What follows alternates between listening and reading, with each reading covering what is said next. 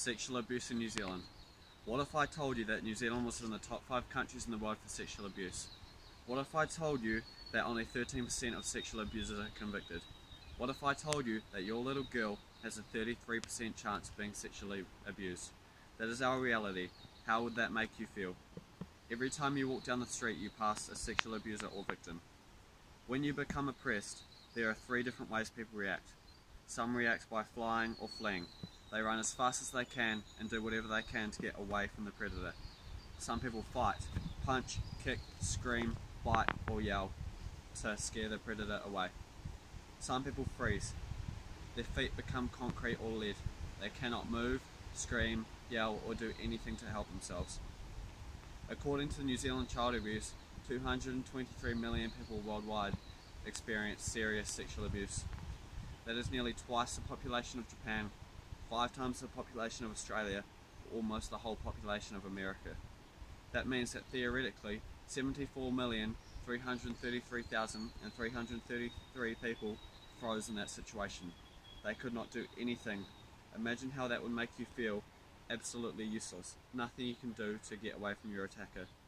Not only that, but what if the police didn't do anything and just kept going on, and they just kept going on free like the other 13% of sexual abusers worldwide? 90% of sexual abuse is committed by someone the victim knows.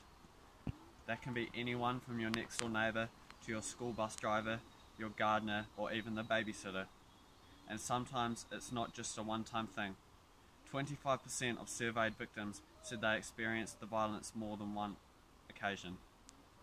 People who experience sexual abuse are more than twice as likely to develop depression, and in some regions 1.5 times more likely to get HIV in comparison to other men and women who have not been sexually abused. 750 million girls worldwide are married by the age of 18. Most of these women would not have wanted to be married, but have pre-arranged marriages and be forced. This may also suggest that these women will be experiencing sexual abuse from their partners. So the 223 million statistic we have may be much higher than we know.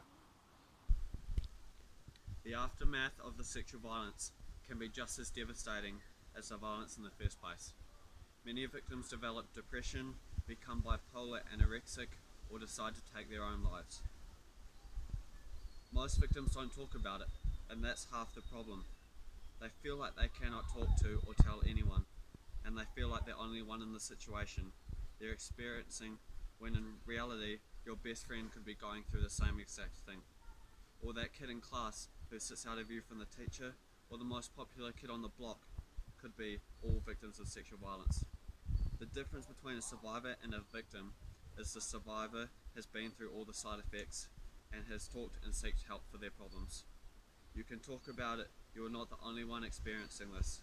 I know 6 people alone who have survived sexual abuse alone. It has affected them drastically, not just mentally, but their ability to socialise in the way they used to before. They were more confident. Sexual abuse is a serious problem in New Zealand, and it needs to be addressed now.